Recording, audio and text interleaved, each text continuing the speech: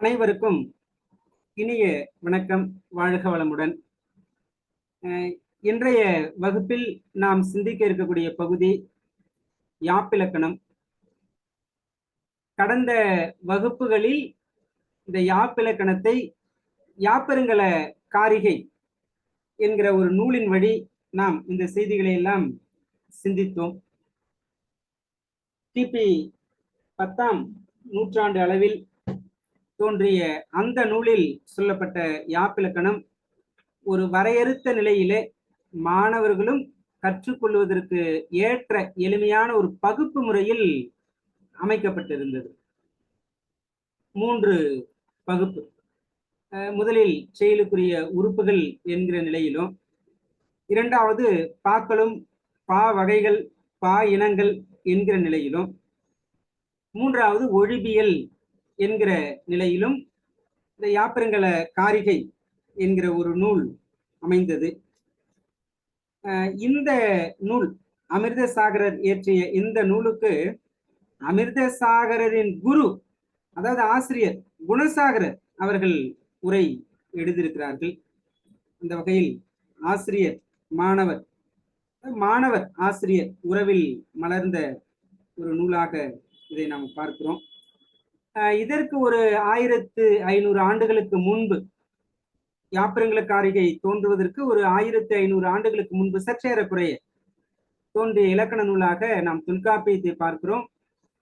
குறிப்பாக கிமு 7ஆம் நூற்றாண்டு அளவு என்று ஏற்றுக்கொள்ளப்படுகிற அந்த தொல்காப்பியத்தில் யாப்பு பற்றிய செய்தி பொருளதிகாரத்துல செய்யுளியல் என்கிற பகுதியில் இடம்பெற்றிருக்கிறது. தொல்காப்பியத்தில் இருக்கக்கூடிய 27 இயல்களில் மிகுதியான நூற்பாக்களை கொண்ட ஒரு இயல் செய்யுளியல். இந்த செய்யுளியல் 235 நூற்பாக்களை கொண்டது.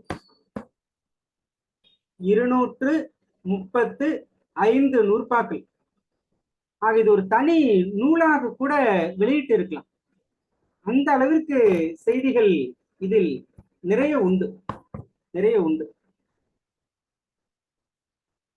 இந்த செய்யுளியல் பகுதியில் தொல்காப்பியர் செய்யுளுக்குரிய உறுப்புகள் 34 என்று குறிப்பிடுகிறார்.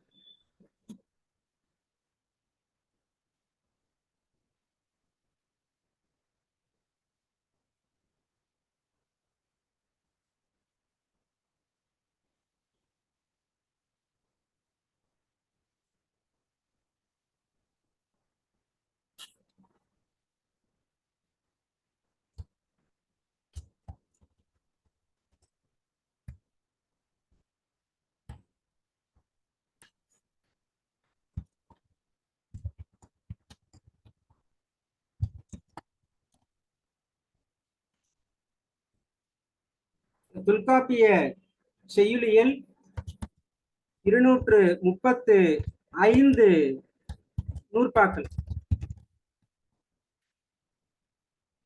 இதில் சொல்லப்பட்ட சில செய்திகளை, முக்கியமான செய்திகளை நாம பார்த்து கொண்டு பயணிக்கலாம். இதில் பார்க்கக்கூடிய செய்திகளில் கிட்டத்தட்ட ஒரு 60-70% செய்திகள் ஏற்கனவே நாம் யாப்பருங்கல காரிகையில் பார்த்த செய்திகள் தான். என்றாலும் இந்த கால சூழல் இடைவெளியில் அவர்கள் சொல்லுகிற அந்த நடையில் இந்த வேறுபாடு இருக்கிறது. செய்யுளுக்கு உறுப்பாக தொல்காப்பியர் குறிப்பிடுவது 34 உறுப்புகளை குறிப்பிடுகிறார். அதில் எழுத்து, மாத்திரை, எழுத்து இதை பற்றியெல்லாம் எழுத்து அதிகாரத்துல பேசுறார். என்றாலும் செயலுக்கு உறுப்பு என்கிற வகையில் இங்கு குறிப்பிடப்படுகிறது. மாத்திரை நமக்கு தெரியும். ஒரு மீள்பார்வை நோக்கி இந்த செய்திகளை மனதில் நினைவு கூர்ந்து பயணிக்கலாம். ஒரு கண் இமைக்கிற பொழுதும் கை நொடிக்கிற பொழுதும் ஒரு மாத்திரை. ஒரு எழுத்தை உச்சரிக்கிற கால அளவு மாத்திரை. இதில் குறிலுக்கு ஒரு மாத்திரை, நெடிலுக்கு 2 மாத்திரை, உயிரிழபடைக்கு 3 மாத்திரை, ஒற்றளபடைக்கு 3, ஒற்று அளபடைக்கு 1. குறுக்கம் என்று பார்க்கும்போது குற்றியல் இகரம், குற்றியல் உகரம், ஆயுதம் இவற்றிற்கெல்லாம் அரை மாத்திரை தான். ஐகார குறுக்கத்திற்கு 1 மாத்திரை, மகர குறுக்கத்திற்கு 1/4 மாத்திரை. இந்த ஐகார குறுக்கம் பொதுவாக 1 மாத்திரை என்று பார்த்தாலும் மொழிக்கு முதலில் வருகிற போது அது 1.5 மாத்திரை பெறும். மொழிக்கு இடையிலும் கடையிலும் வருகிற போது 1 மாத்திரை பெறும். அவ் என்பதும் தனித்து வருகிற போது 2 மாத்திரையும், மொழிக்கு முதலில் வருகிற போது 1.5 மாத்திரையும் பெறும். அவ் உயிரெழுத்து என்பதனால் அவ் என்பது பொதுவாக மொழிக்கு இடையிலும் கடையிலும் வராது. ஐகாரம் மட்டும் வரும், இடையிலும் கடையிலும் முதலிலும் வரும். சரி, இது மாத்திரை. எழுத்தியல் என்று பார்த்தோம்னா எழுத்துக்களை தொல்காப்பியர் 3 வகையாக பிரிக்கிறார். 1 உயிரெழுத்து, 2 மெய்யெழுத்து, 3 சார்பெழுத்து. உயிர், மெய், சார்பு என்று 3ஆக எழுத்தை பிரிக்கிறார் தொல்காப்பியர். இதில் உயிரெழுத்து என்பது நமக்கு தெரியும், குறில், நெடில், அளபெடை என்று 3 நிலைகளில் அவர் குறிப்பிடுகிறார். உயிர் குறில், உயிர் நெடில், உயிர் அளபெடை. இதுல உயிர் குறில் 5, உயிர் நெடில் 7. அளபெடை என்பது 7 நெட்டெழுத்துக்களும் அளவு எடுத்து வரும். 7 நெட்டெழுத்துக்களும் தனக்கு இனமான குறிலோடு சேர்ந்து வரும். அதில் ஐகாரம் இகரத்தோடும் ஔகாரம் உகரத்தோடும் சேர்ந்து அளவெடுக்கும். ஐ, ஆ கூட்டல் இ, ஐ. ஔ, ஆ கூட்டல் உ, ஔ. இந்த ஐ, ஔ என்பதை ஈரொலி என்றும் கூட்டொலி என்றும் அழைப்பார்கள். ஈரொலி, கூட்டொலி என்று. சரி, பிறகு மெய்யெழுத்தை 3ஆக பகுத்து பார்க்கிறோம். வல்லினம், மெல்லினம், இடையினம். பிறகு சார்பெழுத்தை தொல்காப்பியர் 3ஆக சொல்லுகிறார். சார்பெழுத்துக்கள் என்று தொல்காப்பியர் குறிப்பிடும் வகை 3 தான். குற்றியல் இகரம், குற்றியல் உகரம், ஆயுதம். இந்த செய்திகளை எல்லாம் எழுதிக்கிட்டே சொல்லிட்டு போனா நேரம் கூடுதலாக ஆகிறது. அந்த வகையிலும் 2வது ஏற்கனவே இவையெல்லாம் நமக்கு அடிப்படை செய்திகள் என்கிற வகையிலும் நினைவு கூறுதல் என்கிற அளவில் இந்த அளவில் நம்ம பயணிக்கிறோம். தொல்காப்பியர் குறிப்பிடும் சார்பெழுத்துக்கள் 3: குற்றியல் இகரம், குற்றியல் உகரம், ஆயுதம். குறில் எழுத்துக்கள் மொத்தம் எத்தனை? தமிழ் இருக்கக்கூடிய முதல் எழுத்துக்கள் 30, மொத்த எழுத்துக்கள் 247, அதிலே குறில் எழுத்துக்கள் 90. எப்படின்னா 5 உயிர்குறில், 18 மெய் சேருகிற போது 5 × 18 90 குறில் எழுத்துக்கள் தமிழில் மொத்தம். நெடில் எழுத்துக்கள் மொத்தம் எத்தனை என்று பார்த்தோம்னா 7 உயிர் நெடில், 18 மெய் சேருகிற போது 7 × 18 126. 126. 90 கூட்டல் 126 மொத்தம் 216 எழுத்துக்கள் உயிர்மை எழுத்துக்களாக பார்க்கும். அதோடு 216ஓடு முதலெழுத்துக்கள் 30 சேர்க்கிற போது 246, ஆயுதம் 1 247. இதையெல்லாம் தொல்காப்பியரும் தெளிவாக சொல்லுகிறார். பிறகு அந்த குற்றியல் லுகரம், குற்றியல் இகரம் இவையெல்லாம் நாம் ஏற்கனவே படித்ததுதான். வல்லின எழுத்துக்கள் உகரம் ஏறி வருகிற போது அது குற்றியல் உகரமாக பார்க்கிறோம். வல்லினம் உகரமேறிய வல்லினம். சரி, அதுவே குற்றியல் இகரம் என்று பார்க்கிற போது, குற்றியல் இகரம் என்றால் குற்றியல் உகரத்தின் அந்த உகரமானது திரிந்து மகரம் ஊர்ந்து வரும் அல்லது எகரமோடு எய்ந்து வரும். இதெல்லாம் நம்ம நன்னூல் அல்லது தொல்காப்பியம் எடுத்து சொல் நடத்துகிற போது விளக்கமா உங்களுக்கு திரையில காண்பிச்சு நம்ம நடத்துவோம். உகரம் திரிந்து, உதாரணத்துக்கு நாகு கூட்டல் யாது, நாகு யாது. இதுல கு உகரம் திரிந்து இகரம் ஆகுது. நாகி யாது என்று இப்படி புணர்வது ஒன்று. பிறகு இந்த கேன்மியா, சென்மியா இது போன்று எகரத்தோடு ஏய்ந்து வரக்கூடியது, மகரம் ஊர்ந்து எகரத்தோடு ஏய்ந்து வரக்கூடியது. இது இரண்டு நிலைதான் குற்றியல் இகரம், வேறொன்றும் இல்லை. ஆயுதம் நமக்கு தெரியும், குறிலிற்கும் வல்லினத்திற்கும் இடையில் வரும். இது தனித்து வராது, மொழி முதலிலும் இறுதியிலும் வராது. இப்படியாக சார்பெழுத்துக்கள் 3ஐ குறிப்பிடுகிறார். இவ்வாறான எழுத்தியல் பற்றிய செய்தியும் இந்த செய்யுளில் அமைந்திருக்கிறது. இதை தொடர்ந்து அசை பற்றிய செய்தியை குறிப்பிடுகிறார்.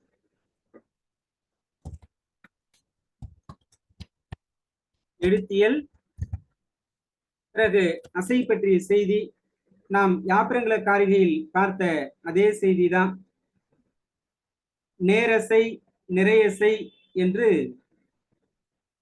இரண்டாக பிரிக்கிறார். இந்த இரண்டிற்கு ஒரு எளிமையான ஒற்றை உதாரணத்தை அவர் காண்பிக்கிறார்.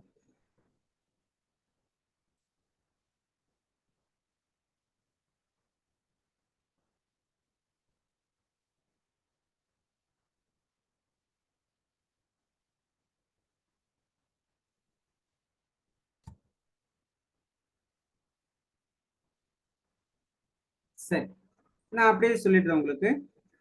கோழி வேந்தன்,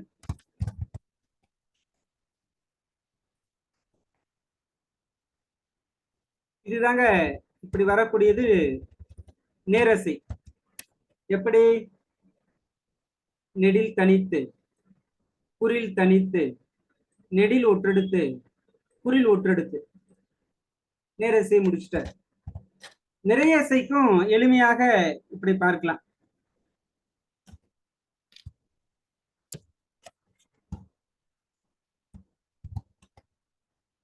வெறி, சுறா, நிறம், குரால்.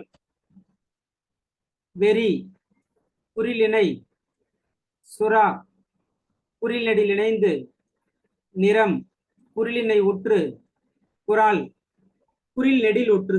இப்படியாக வரக்கூடியது நிறையசை என்றும் சொல்லுகிறார்கள். இதில் நாம் கவனிக்க வேண்டிய ஒரு செய்தி,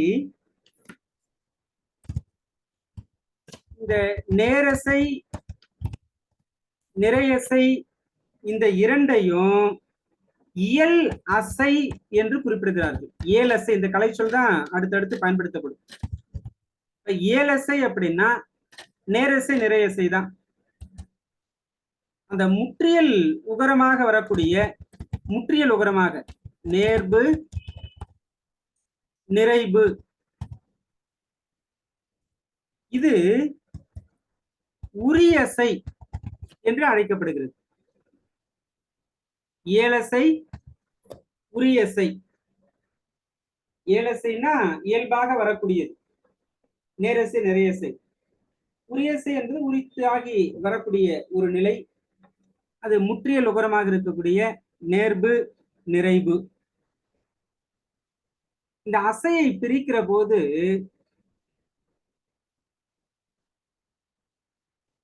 உதாரணத்துக்கு இப்ப புளிமா,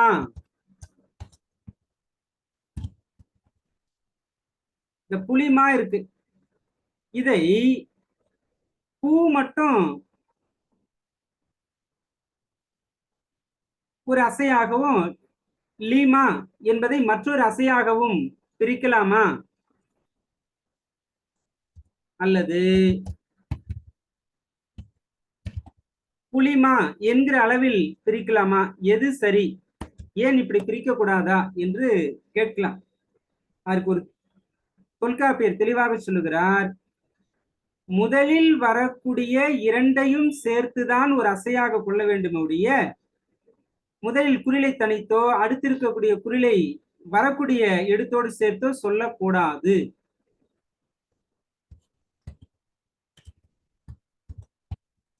இது தவறு. புலி, நிறை, நேர் என்று பிரிப்பதுதான் சரி என்று சொல்லுகிறார். பிறகு முற்றிய லுகரமாக வரக்கூடிய இந்த நேர்பு, நிறைவு, இதை ஓர் அசையாகத்தான் எடுத்துக்கொள்ள வேண்டும். அந்த முற்றிய லுகரத்தில் வரக்கூடிய எழுத்து ஒற்றெழுத்தாக கணக்கில் கொள்ள வேண்டும் என்று சொல்லி அந்த நேர்பு, நிறைவு என்பதை ஓர் அசையாக எடுத்துக்கொள்ள வேண்டும் என்கிறார். அதை சிதைக்க கூடாது. நேர்பு, நிறைவு என்பதை தனித்தனியே சிதைக்க கூடாது, அது ஓர் அசைதான் என்கிற ஒன்று. இது அசை பற்றிய மரபாக இந்த செய்திகளை எல்லாம் அவர் சொல்றார்.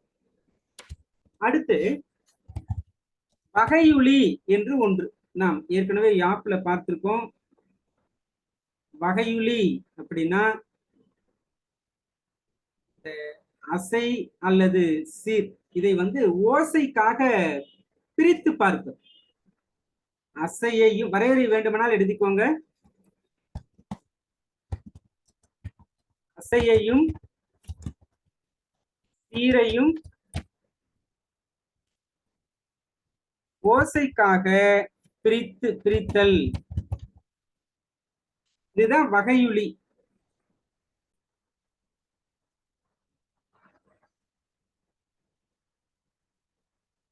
மலர்மிசை ஏகினார், மானடி சேர்ந்தார், நிலமிசை நீடு வாழ்வார்.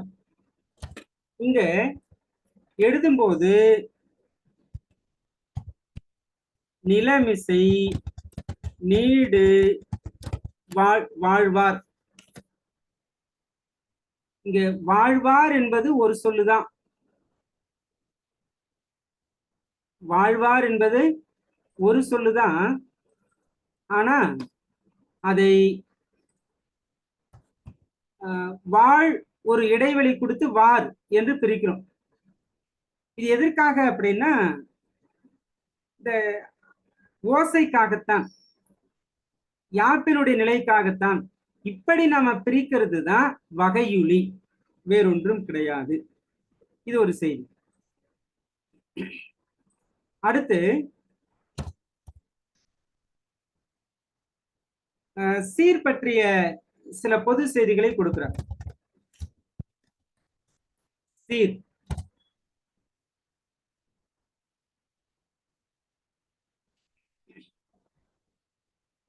நாம் ஏற்கனவே யாப்பில் படித்த அந்த சீர் பற்றிய செய்திகளை நினைவுக்கு கொண்டு வரணும். சீரை, ஓரசைச்சீர், ஈரசைச்சீர், மூவசைச்சீர், நான்கசைச்சீர் என்று பிரித்து பார்ப்போம். இதுல ஓரசைச்சீர்கள் 2, நேர்நிறை, ஈரசை சீர்கள் 4, தேமா, புளிமா, பூவிலம், கருவிலம். மூவசை சீர்கள் 8, நான்கசை சீர்கள் 16. இதுல ஓரசை சீருக்கு அசைச்சீர்னு பெயர். அடுத்தடுத்து பல இடத்துல இந்த பொது பெயர்களை தான் குறிப்பிடுறார். ஓரசை சீருக்கு அசைச்சீர், ஈரசை சீருக்கு ஆசிரியச்சீர் அல்லது ஏர்ச்சீர். ஏர்ச்சீர் என்றாலும் ஆசிரியச்சீர் என்றாலும் ஆசிரிய உரிச்சீர் என்றாலும் மாச்சீர் என்றாலும் விளச்சீர் என்றாலும் எல்லாமே ஈரசை சீர்கள் தான். மாச்சீர் ஈரசையில முதல் 2 தேமா புளிமா. விளச்சீர் பூவிலம் கருவிலம், அது விளச்சீர். இந்த 4ற்கும் இந்த மாச்சீர் 2 விளச்சீர் 2 இந்த 4ற்கும் ஒரு பொது பெயர் தான் ஏர்சீர். முதல்ல அசைச்சீர் பார்த்தோம், அடுத்து ஏர்ச்சீர் என்று பார்க்கிறோம். ஏர்ச்சீர் என்றாலும் ஆசிரியச்சீர் என்றாலும் ஒன்றுதான். சரி, ஒரு நினைவுக்காக மூவசைச்சீர். அடுத்து மூவசைச்சீர் என்பது காய்ச்சீர் 4, கனிச்சீர் 4. மூவசைச்சீர்ல காய்ச்சீர், காய்ச்சீருக்கு வெண்பா உரிச்சீர்,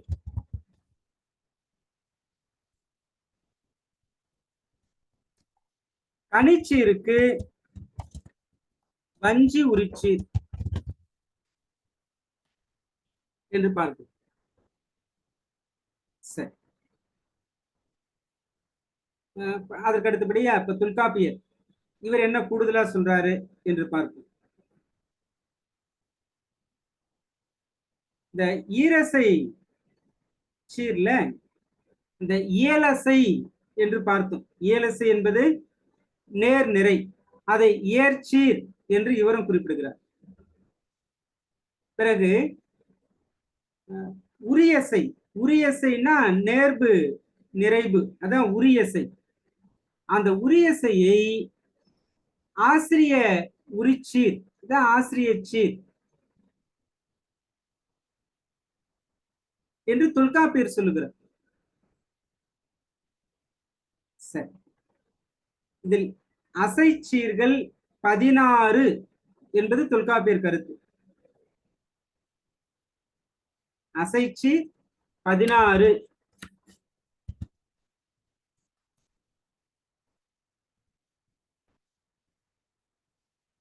இவர் எண்ணிக்கையில நிறைய போறாரு. அதெல்லாம் ஆயிரக்கணக்கு 10,000 கணக்குலாம் சொல்றாரு, விரிச்சுக்கிட்டே போய்கிட்டே இருக்காரு தொல்காப்பியர்.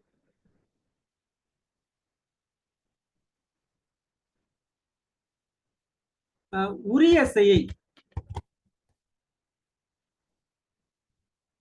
உரியசை 4, இதை இவர் ஆசிரிய உரிச்சீர் என்கிற வகையில் வெளிப்படுத்துகிறார்.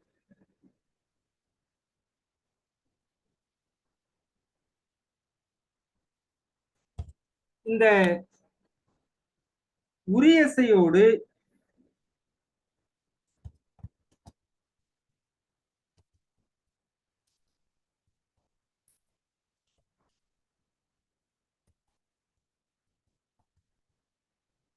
உரியசை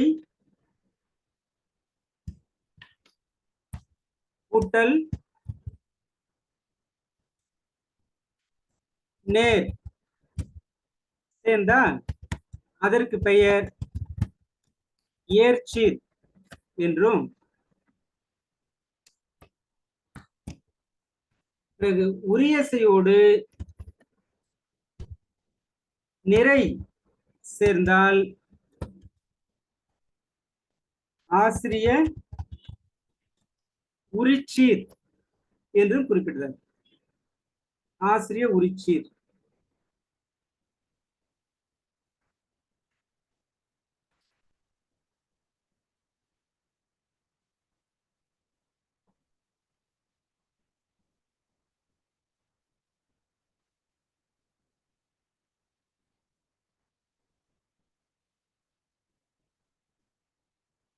உரியசைக்கு மற்றொரு பெயரையும் இவர் குறிப்பிடுறார்.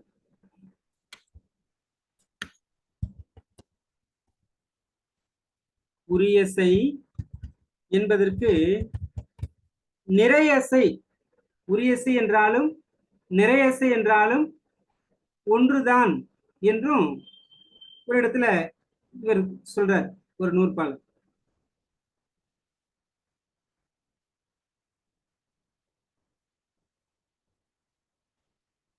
சரி,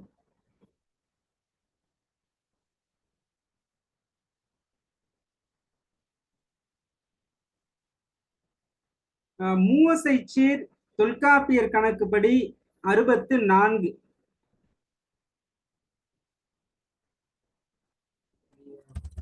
கணக்கெல்லாம் ரொம்ப பெரிய அளவுல இருக்கு.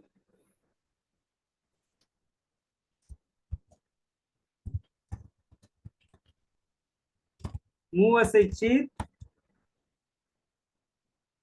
அதாவது எப்படின்னா ஈரசைச்சீர் 16 சொல்றாரு இவரு.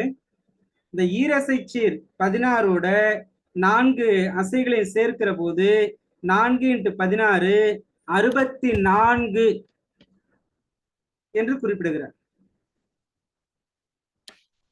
64.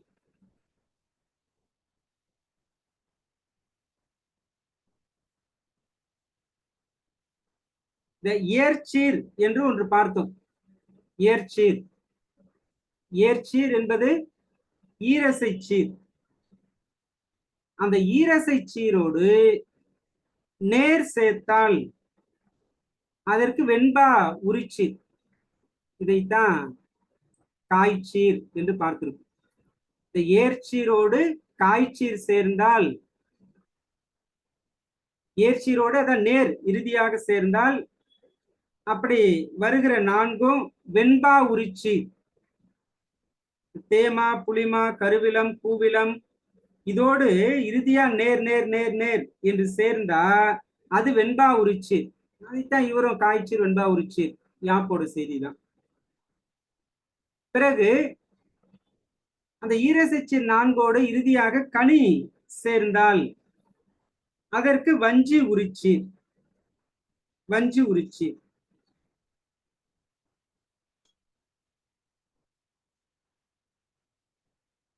இந்த மூவசைச்சீர் எத்தனையாக சொல்றாருங்க? 64 என்று பார்த்திருக்கும். ஒவ்வொன்றுமே ஒரு ஒரு கருத்தா நீங்க அப்படியே குறிச்சுக்கிட்டே வந்துருங்க வரிசையா. மூவசைச்சீர் 64. இந்த 64ல வெண்பா உரிச்சீர் 4. வெண்பா உரிச்சீர் 4 என்ன? இந்த தேமா, புளிமா, கருவிலம், பூவிலத்தோட இறுதியா நேர் நேர் நேர் நேர் சேர்க்க வெண்பா உரிச்சீர் 4ன்னு பார்த்தோம். அந்த 4 போக மீதம் 60 வஞ்சி உரிச்சீர்.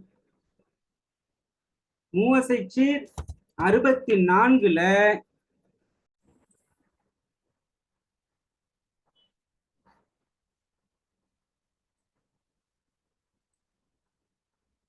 சரி, மூவசைச்சீர் 64ல வெண்பா உரிச்சீர் 4 பிற, அதாவது வஞ்சி உரிச்சீர். அடுத்து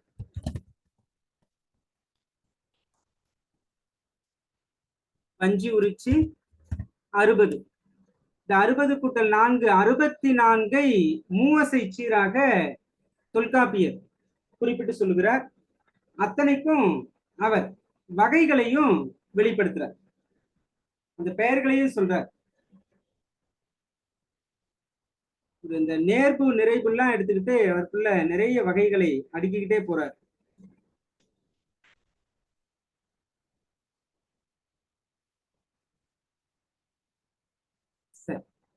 இந்த மூவசைச்சீர் பற்றிய செய்தி இது. எடுத்து அசை சீர் பார்த்துட்டோம்.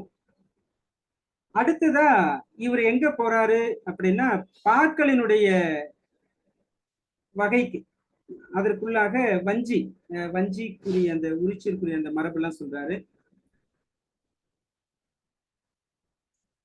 சொல்லிட்டு பாக்களுக்குரிய நிலை, இந்த அடிப்படை செய்திகள் மிக தெளிவாக அவர் சொல்லுகிற எண்ணிக்கை இந்த செய்திகள் எல்லாமே.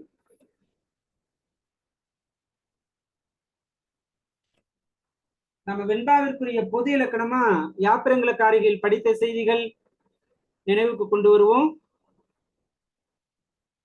இறுதியடி 3 சீரா இருக்கும், மற்ற அடிகள் 4 சீராக இருக்கும்.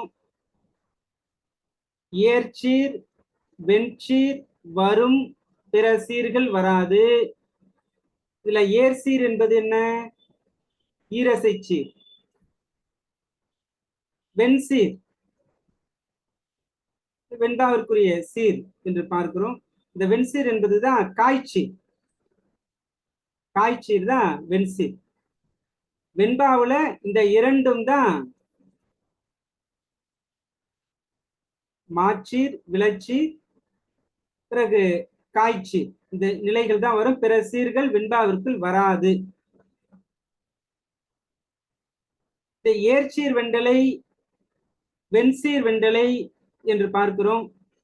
ஏர்சீர் வெண்டலை என்றால் மாமுன் நிறையும் விளமுன் நேரும். மாமுன் நிறையும் விளமுன் நேரும் ஏர்சீர் வெண்டலை. காய்முன் நேர் வெண்டலை. காய்முன் நிறை வந்தா காய்முன் நிறை அது என்ன தலை? கலித்தலை. மிக முக்கியமான. ஆக வெண்பாவுல இந்த ஏர்சீர் வெண்டலையோ வெண்சீர் வெண்டலையோ வரும். இறுதி அடியினுடைய இறுதி சீர் நாள் மலர் காசு பிறப்பு, இந்த வாய்ப்பாட்டில் ஒன்றை கொண்டு முடியும். செப்பலோசை பெற்று வரும். 2 அடி முதல் 12 அடி வரைக்கும் வரும். இது வெண்பாவிற்குரிய பொது இலக்கணமாக நாம பார்ப்பது. சரி, இங்கே தொல்காப்பியர் அது பற்றி கூடுதலாக சொல்லுகிற செய்தி.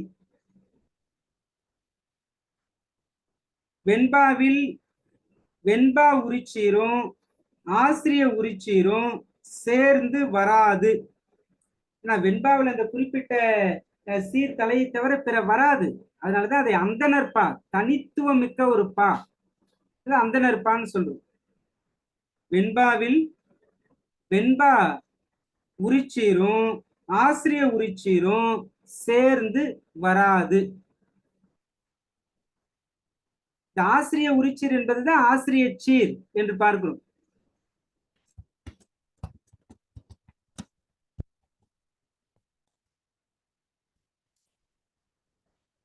ரெண்டும் சேர்ந்து வராது. தொல்காப்பியர் அவரு எந்த அடிப்படையில செய்திகளை சொல்லிட்டு போறாருன்னா, இப்ப வெண்பான்னா வெண்பா பற்றி ஒரு இடத்துல முழுசா சொல்லிட்டு அடுத்து ஆசிரியப்பாக்கு போகலாம் அந்த மாதிரி சொல்லல.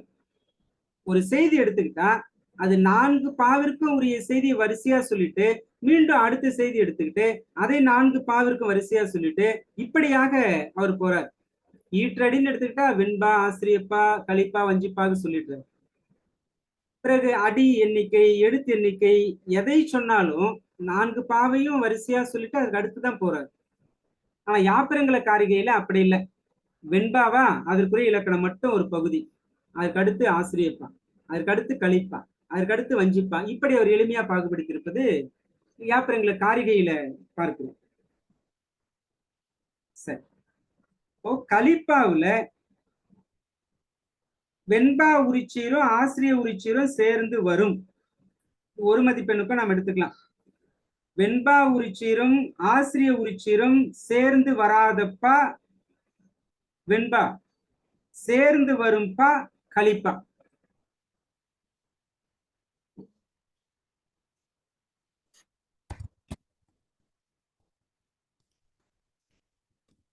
வெண்பா உரிச்சீரும் ஆசிரிய உரிச்சீரும் சேர்ந்து வராதது வெண்பா.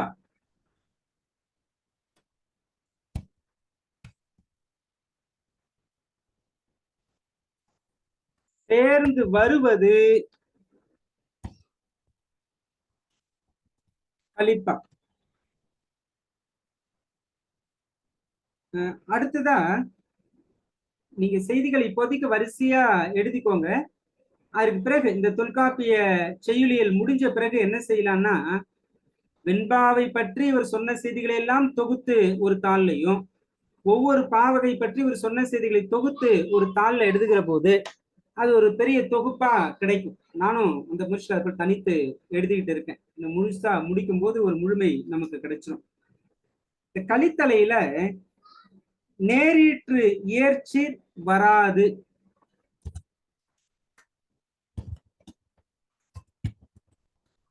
கலித்தலையில்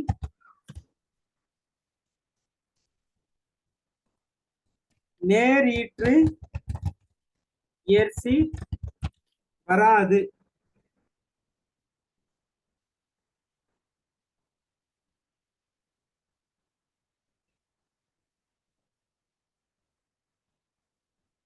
அதே போன்று வஞ்சிப்பாவிலும்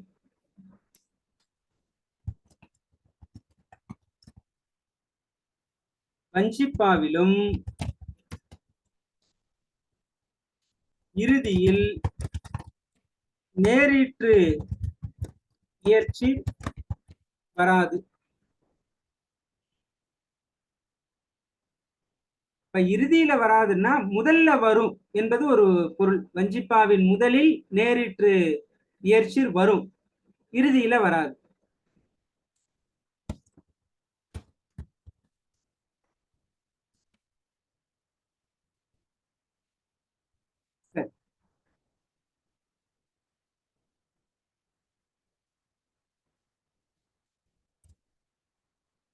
அடுத்த ஓரசை சீர் குறித்த செய்திக்கு வர நம்ம வரிசையா வரும். செய்யுளில் அவர் சொன்ன செய்திகளை வரிசையாக பார்த்துக்கிட்டு வரும். இப்போ ஓரசை சீர், ஓரசை சீர் என்பன நாள், மலர், காசு, பிறப்பு, நேர், நிறை, நேர்பு, நிறைவு என்று பார்க்கிறோம்.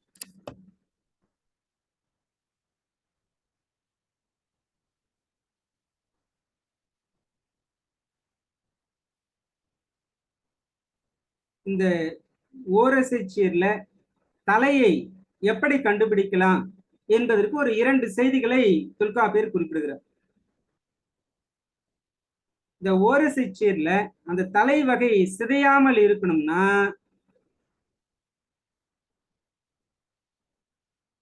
ஏர்ச்சீரின் இறுதி போல அதை எடுத்துக்கணுமா. ஏர்ச்சீர் என்பது என்ன?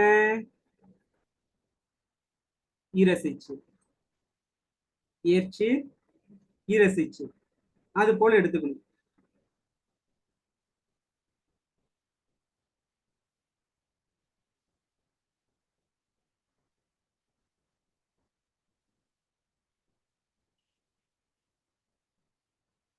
அதாவது நேர் ஈறு போல எடுத்துக்கணும். ஓரசைச்சீரை தலைவகை சிதையாத தன்மை வேண்டினால் ஏர்ச்சீரின் ஈறு போல, நேர் போல எடுத்துக்கலாம். வெண்சீர் ஈற்றசையாக எடுத்துக்கிட்டோம்னா அதை நிறையீறு போல எடுத்துக்கணும். நிறை இறுதி போல. காசு நேர் இறுதி, பிறப்பு நிறை இறுதி, இப்படி எடுத்துக்கணும். இதுதான் அவர் சொல்லுகிற சுருக்கமான சாராம்சம். சரி,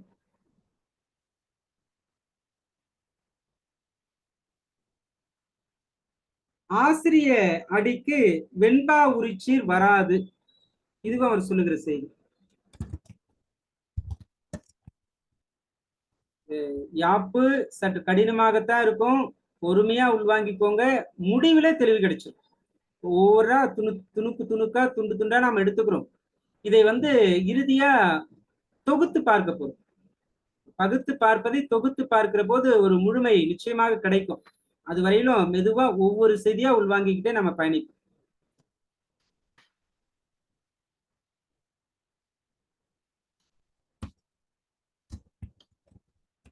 ஆசிரியவடிக்கு வெண்பா உரிச்சீர்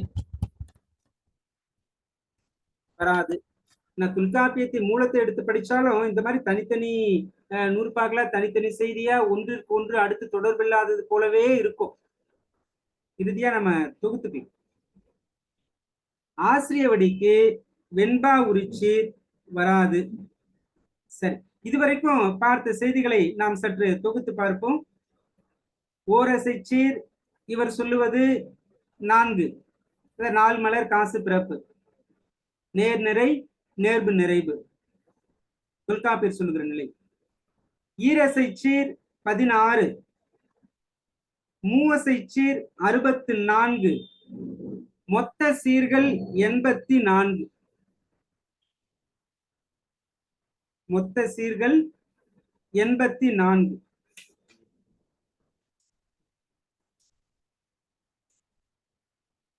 ஓரசைச்சீர் 4, ஈரசைச்சீர் 16, மூவசைச்சீர் 64.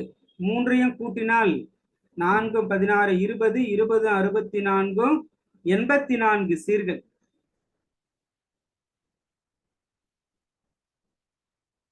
சரி,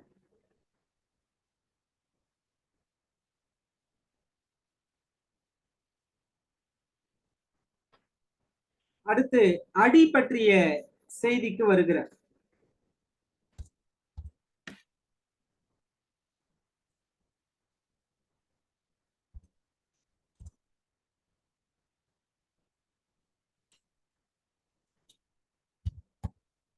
அடி அடி குறித்து தொல்காப்பியரின் சிந்தனை. ஒரு செய்யுள்ல தலை என்றாலும் தொடை என்றாலும் அது இருக்கிற இடம் அடிதான். தலைக்கும் தொடைக்கும் இடமாவது அடி.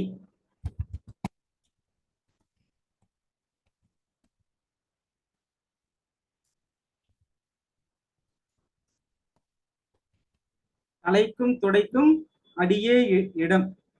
அதனாலதான் அடியின் சிறப்பே பாட்டெனப்படுமே என்று சொல்றார். ஒரு பாட்டு என்பது என்ன? அடியோட சிறப்பு தான். அடியின் சிறப்பே பாட்டெனப்படுமே என்பது தொல்காப்பியம்.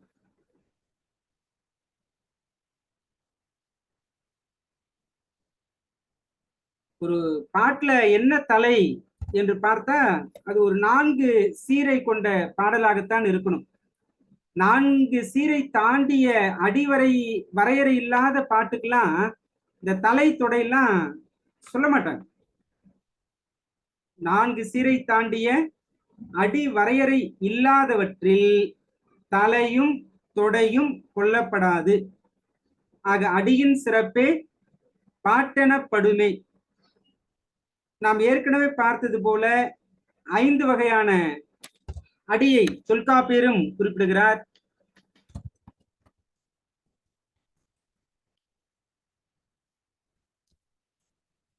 ஒன்று குறளடி. இந்த குறளடி என்பது 4 6 எடுத்துக்கொண்டது. 4 6 எழுத்துக்கள். இரண்டாவது சிந்தடி என்பது 7 முதல் 8 எழுத்துக்கள். மூன்றாவது அளவடி என்பது முக்கியமான செய்தி. அளவடிக்கு மற்றொரு பெயர் நேரடி. இந்த அளவடி என்பது 10 முதல் 14 எழுத்துக்கள். நான்காவது நெடிலடி. நெடிலடிக்கு 15 முதல் 17 எழுத்துக்கள்.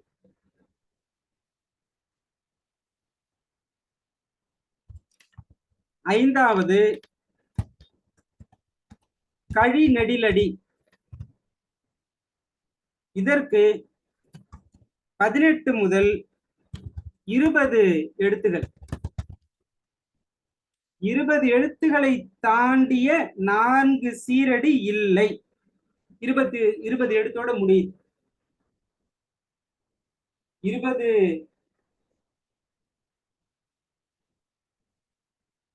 எழுத்துக்கு மிகுதியான 4 சீரடி இல்லை. ஐயா ஐயா, ஒவ்வொரு அடிக்கு எழுத்துக்கள் பின் தொடர்ந்த தொடர்ச்சியா வருதுங்க. சிந்தடிக்கு அப்புறம் பாத்தீங்கன்னா 8க்கு அப்புறம் 10 வந்திருக்குதுங்கய்யா. அது 7 to 8 அல்லது 7 to 9 ஐயா? ஒரு நிமிஷம். சரி சரி, சரியான செய்தி.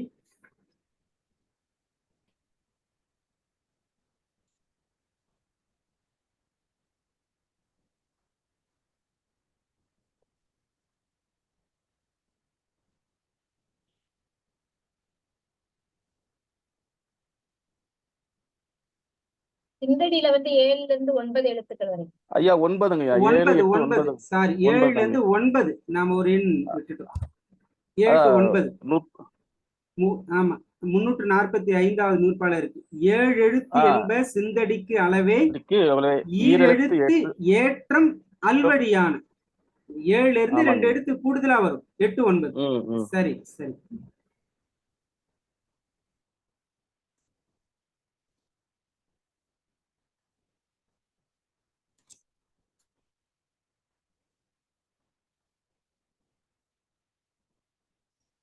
கழிநடியில் 20ஓட நாம இங்கு பார்த்திருக்கோம்.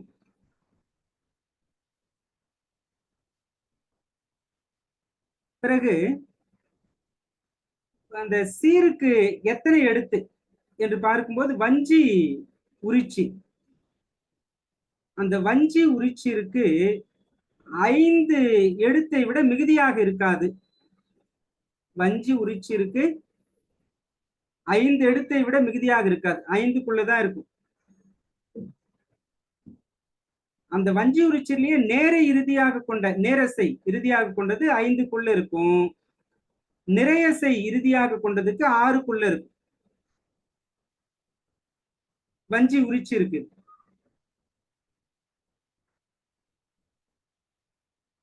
இங்கே நாம் கவனிக்க வேண்டிய மற்றொரு செய்தி, ஒவ்வொரு அடிக்கும் சில நேரத்துல எழுத்து அளவு குறைந்தாலும், ஏன்னா 6க்குள்ள 5க்குள்ளன்னு சொல்லியிருக்கோம். ஆக அந்த எழுத்து அளவு குறைந்தாலும் அந்த சீர் என்பது குறையாது. அதிகமும் ஆகாது, குறையவும் குறையாது. சீர்நிலை ஒரே நிலையாகத்தான் இருக்கும். இந்த எழுத்தை எண்ணும் போது குற்றிய லிகரம், குற்றிய லுகரம் இதெல்லாம் எண்ணக்கூடாது. மெய்யெழுத்தை எண்ணக்கூடாது. உயிரும் உயிர்மெய்யும் தான் எண்ணப்படும். எண்ணப்படும் எழுத்துக்கள் உயிரும் உயிர்மெய்யும் மட்டும். இந்த உயிர் இல்லாத பிற எழுத்துக்கள்லாம் எண்ணப்பட மாட்டாது.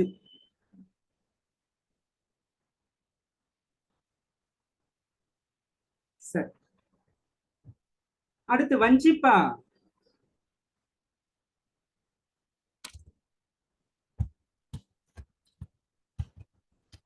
வஞ்சிப்பா, இந்த வஞ்சிப்பா 2 அடி சீரை உடையது. 2 அடி சீரை உடையது. இந்த வஞ்சி உரிச்சீரின் சிறுமை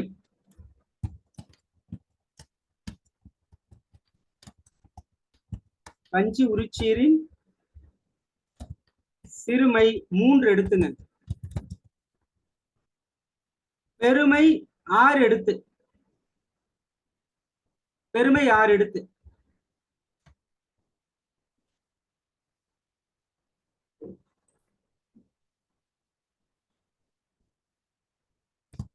ஆக 3 to 6.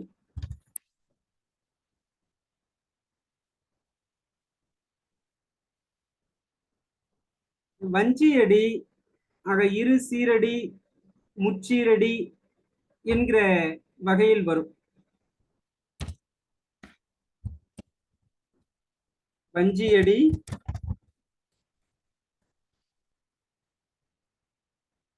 இரு சீரடி முச்சீரடியால் வரும்.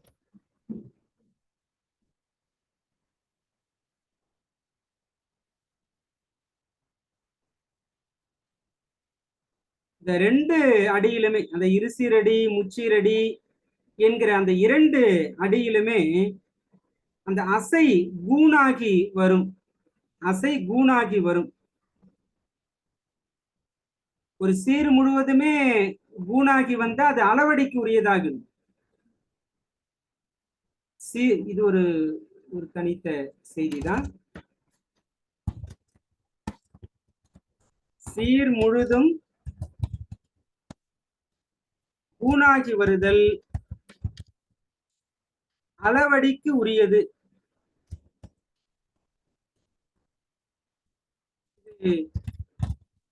வெண்பா, ஆசிரியம், கலிப்பா இந்த மூன்றிலுமே வரும்.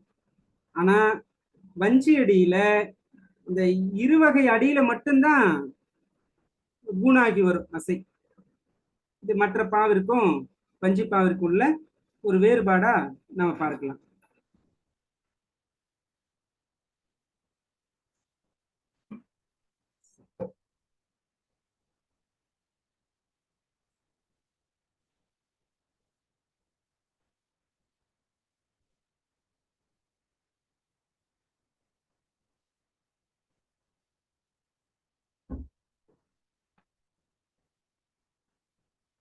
அடுத்ததா இந்த அடிகள் நம்ம பார்த்தோம்.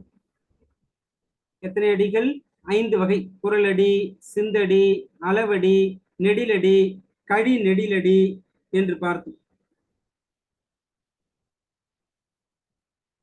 இரண்டு சீர்களும் தமக்குள்ள புணருகிற போது அந்த புணர்ச்சியில் வெளிப்படுவன மொத்தம் 70 வகை.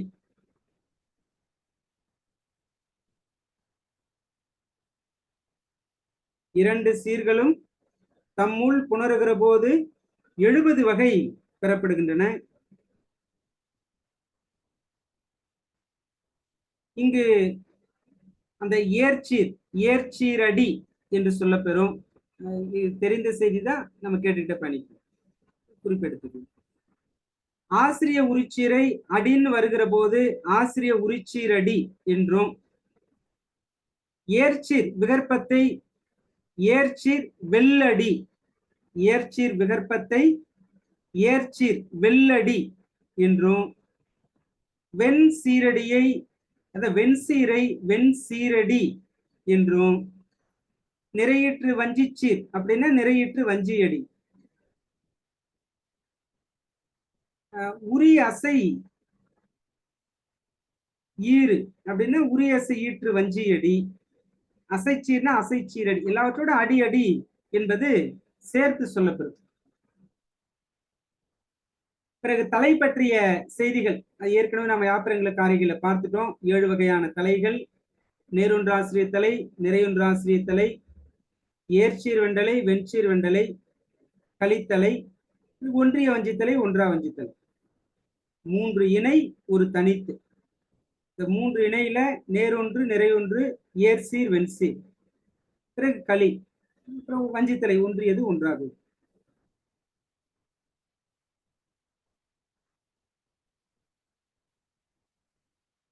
இல்ல ஓரசைச்சீர் ஏர்ச்சீர்ல வரும். மூவசைச்சீர், இந்த மூவசைச்சீர்ல இந்த வெண்பா உரிச்சீர் இல்லாத அந்த வஞ்சி உரிச்சீராக நாம அதை பார்க்கிறோம்.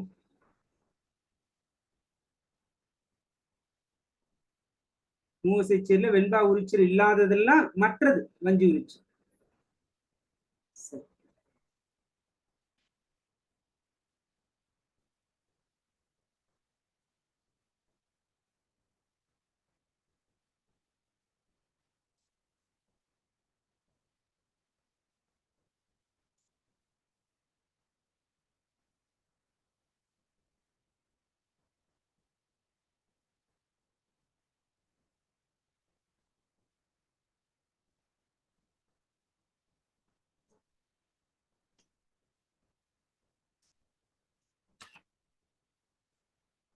வெண்பா பற்றிய இவர் சொல்லுகிற கூடுதல் செய்தி, பாவகை அடிப்படையில வெண்பா பற்றி தொல்காப்பியர் சொல்லுகிற கூடுதல் செய்தி.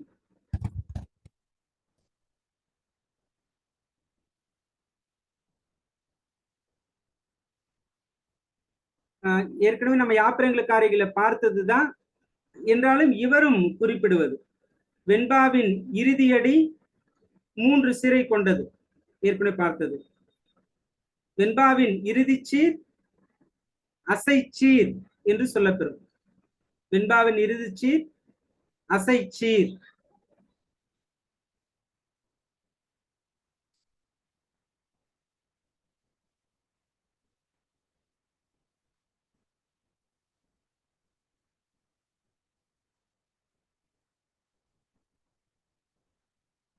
இறுதி சீருக்கு முன்புள்ள சீர், அதாவது அயற்சீர், இறுதி சீரின் அயற்சீர் நேரீற்று ஏர்ச்சீராக இருந்தால் நிறையசை அல்லது நிறைவு அசை கொண்டு முடியும். நேரசை அல்லது நிறைவு அசை கொண்டு முடியும். இறுதி சீரின் அயற்சீர் நேரீற்று ஏர்சீராக இருந்தால் அது நிறையசை அல்லது நிறைவு அசையை கொண்டு முடியும். இறுதி சீரின் அயற்சீர் நிறையீற்று ஏர்ச்சீராக இருந்தால் அது நேரசையையும் அல்லது நேர்பு அசையையும் பெற்று முடியும். இறுதி சீரோட அயற்சீர் நேரீற்றாக இருந்தால் நிறைவுல முடியும் அல்லது நிறையில முடியும். இறுதி சீரோட அயற்சீர் நிறையீராக இருந்தால் நேரில் முடியும் அல்லது நேர்பில் முடியும். இது ஒரு செய்தி. ஆசிரியப்பா என்று வரும்போது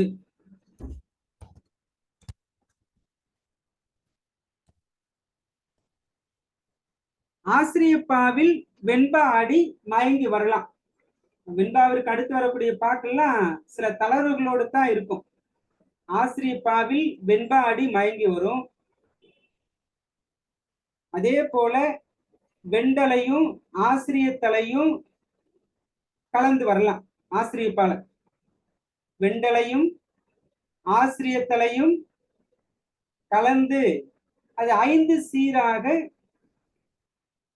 சீராகவும் வரும். கலந்து வரும், 5 சீராகவும் வரும்.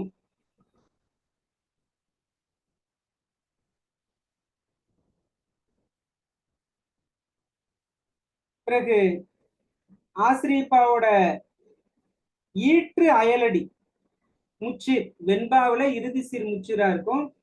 ஆசிரியப்பாவில இறுதிக்கு முன்பாக இருக்கக்கூடிய சீர் 3 சீராக இருக்கும். அதே நேரம் இடையில் வரக்கூடிய அடிகளும் முச்சீரடி பெற்று வரும். ஆசிரியப்பாவில் தான் இந்த தன்மை உண்டு. ஆசிரியப்பாவின் இடையிலும் அந்த முச்சீரடியெல்லாம் வரும். கலிப்பா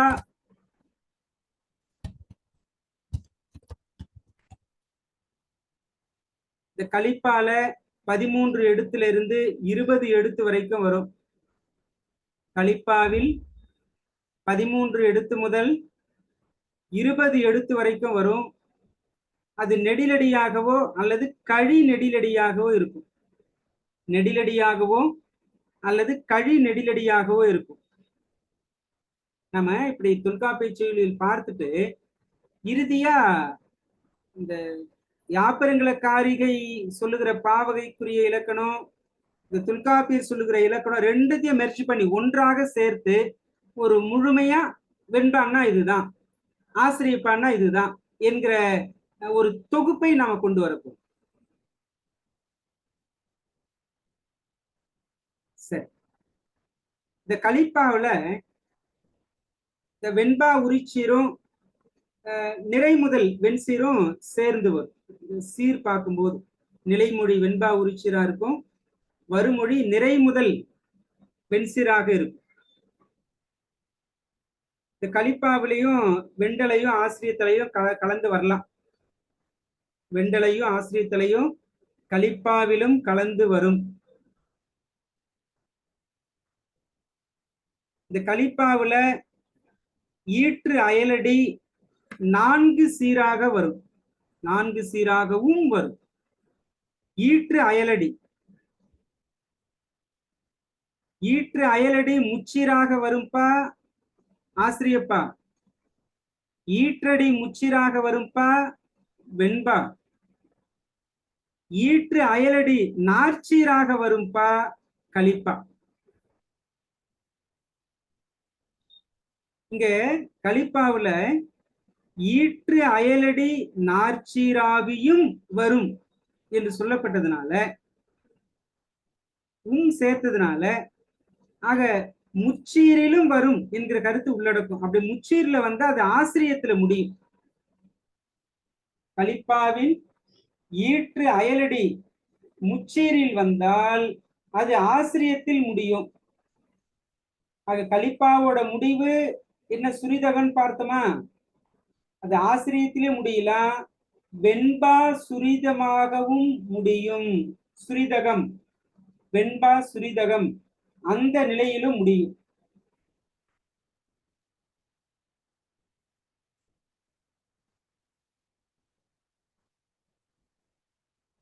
சரி,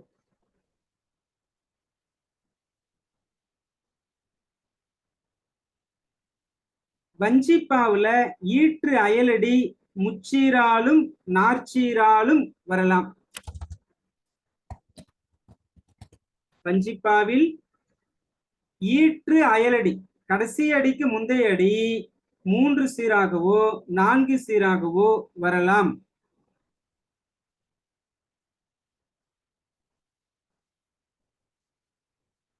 கூடுதல் செய்தி, தூக்கு என்றால் இறுதி என்று பொருள். செந்தூக்கு என்றால் ஆசிரிய ஈறு என்று பொருள்.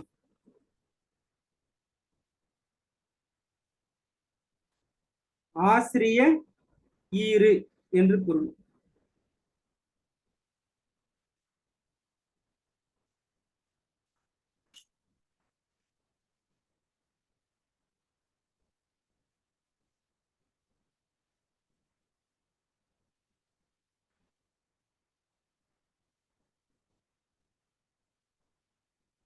ஒவ்வொரு பாவகைக்கும் உரிய ஒவ்வொரு செய்திகளை இவர் அப்படியே தனித்தனியாகவே சொல்லிட்டு போறாரு.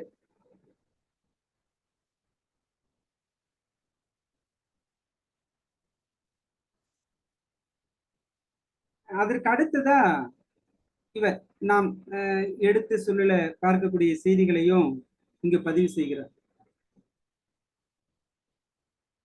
யாப்புன்னா என்ன என்று ஒரு இடத்துல சொல்றார். செய்யுள் இலக்கணத்துல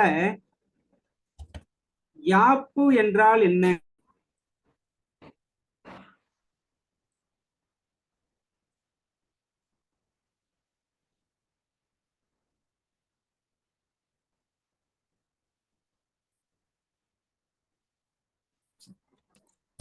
செய்யுளில் என்கிற பகுதியில யாப்பு பற்றிய செய்தியை 74வது நூற்பாளர் சொல்றாரு. எழுத்து முதலா ஈண்டிய அடியில் குறித்த பொருளை முடிய நாட்டல் யாப்பென மொழிப யாப்பரி புலவர். எழுத்து முதலா ஈண்டிய அடியில் குறித்த பொருளை முடிய நாட்டல் யாப்பு என மொழிப யாப்பரி புலவர். அதாவது எடுத்து அசை சீர் என்றெல்லாம் சொல்லப்பட்ட அந்த அடியில நாம் எண்ணிய பொருளை எண்ணியாங்கு வெளிப்படுத்துவதுதான் யாப்பு என்று யாப்பு அறிந்த புலவர்கள் சொல்லுவார்கள் என்று யாப்புக்கு ஒரு விளக்கத்தை சொல்லுகிறார். இதை நாம எடுத்து வச்சுக்கலாம்.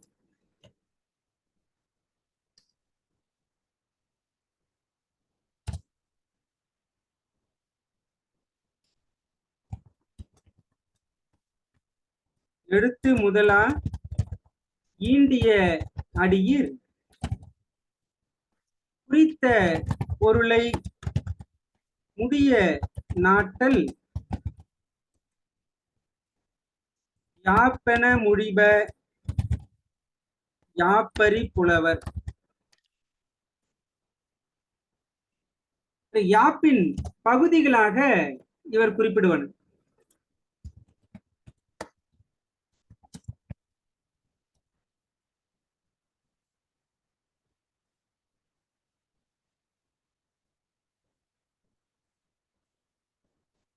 யாப்பின் பகுதிகள் 7 வகை சொல்லுகிறார். யாப்பின் பகுதிகள் 7.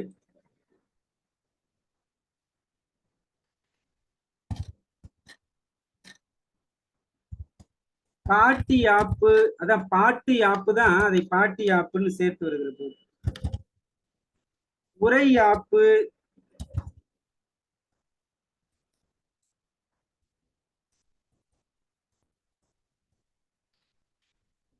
நூலி யாப்பு, வாய்மொழி யாப்பு, பிசி யாப்பு, அங்கத யாப்பு, பழமொழி யாப்பு என்று யாப்பின் பகுதிகளாக தொல்காப்பியர் 7 குறிப்பிடுகிறார்.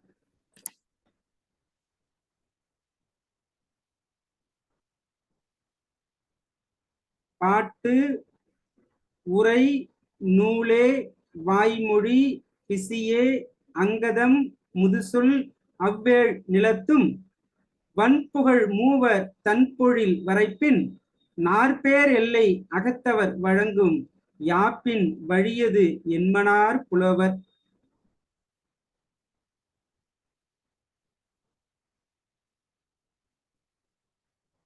யாப்பின் பகுதிகளை சொல்லி மரபு என்பதற்கு ஒரு விளக்கத்தை கொடுக்கிறார்.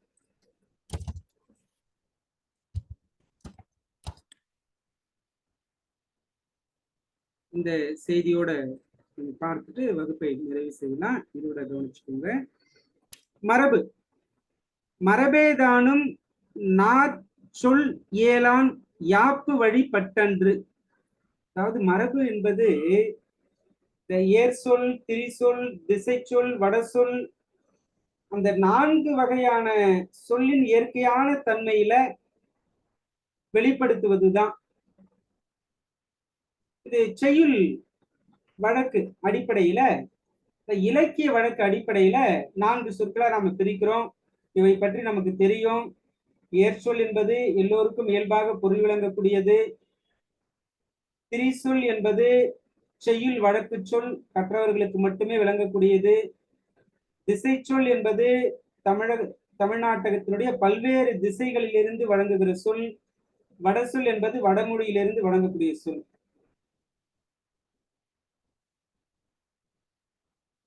இலக்கண அடிப்படையில் 4 சொற்கள்: பெயர்ச்சொல், வினைச்சொல், இடைச்சொல், திரிசொல். பெயர் வினை இடை உரி, மன்னிப்பு, பெயர் வினை இடை உரி. பெயர் என்றால் என்ன என்று கேட்டோம்னா, ஒரு பெயரை குறிப்பது பெயர்னு சொல்லுவாங்க. அந்த பெயர்னா என்ன, அதை நம்ம கண்டுபிடிக்கணும் இல்ல.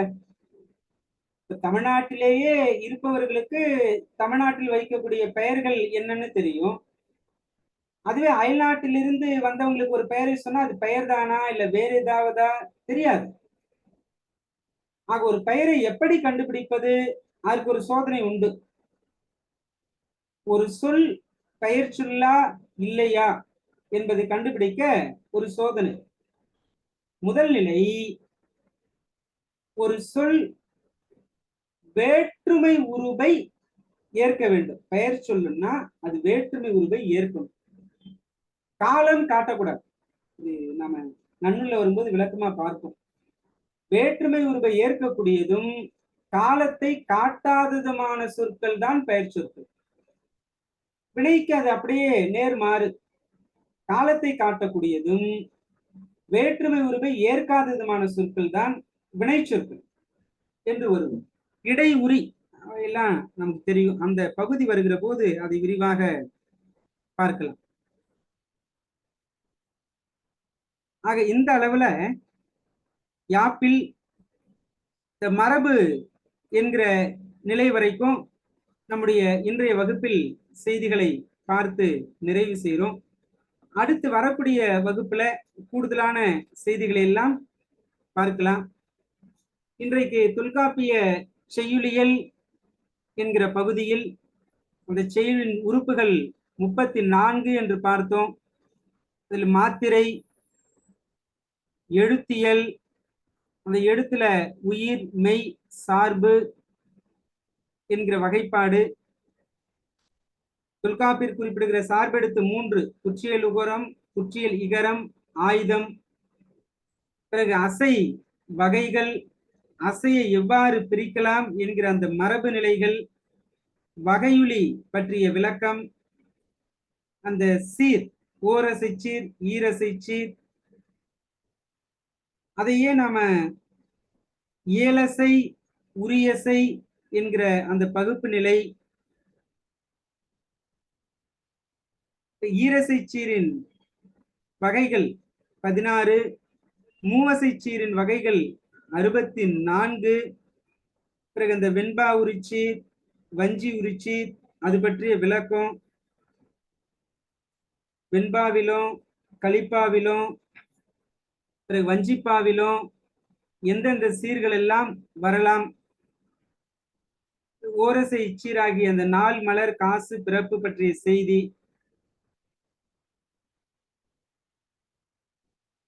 அதற்கடுத்து அடி பற்றிய செய்தி, 5 வகை அடிகள், குரலடி, சிந்தடி, அளவடி, நெடிலடி, கடி நெடிலடி. பிறகு சீர் பற்றிய செய்திகள், அதுல வஞ்சி உரிச்சீர் பற்றிய செய்திகள், எழுத்தெண்ணி பாடுகிற நிலையிலே உயிரில்லாத எழுத்துக்களை எண்ணப்படாதது, உயிர் எழுத்துக்களும் உயிர் மெய் எழுத்துக்களும் மட்டுமே எண்ணப்படுகிற அந்த நிலை,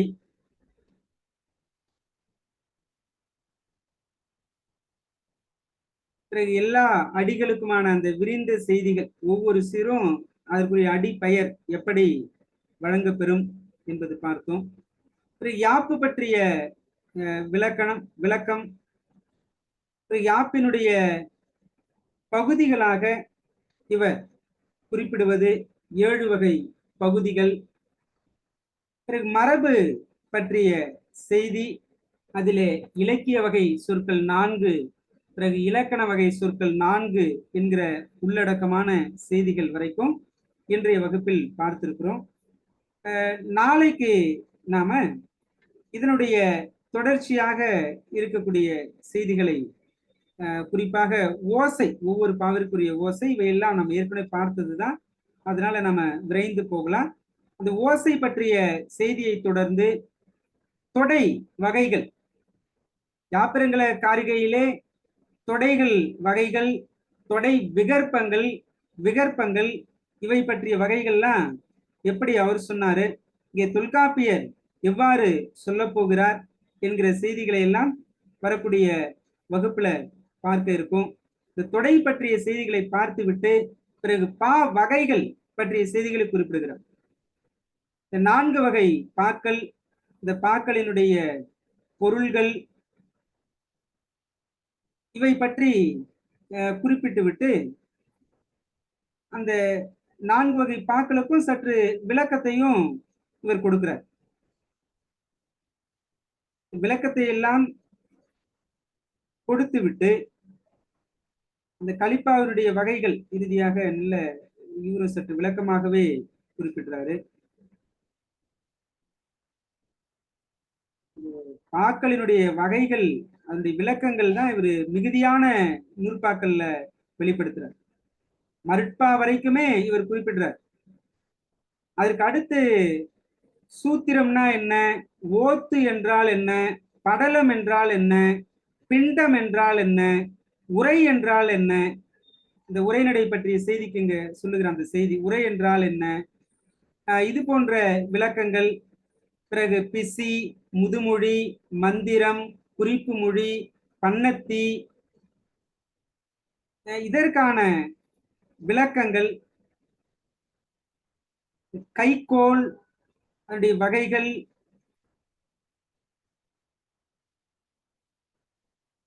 பிறகு அந்த கைக்கோள் வரும்போது இந்த நற்றாய், கண்டோர், கற்போட சொல்லுக்கு உரியவர்கள், செய்தியில சற்று அகமும் வெளிப்படுது. எப்படி வெளிப்படுதுன்றதை நம்ம பார்க்க போறோம்.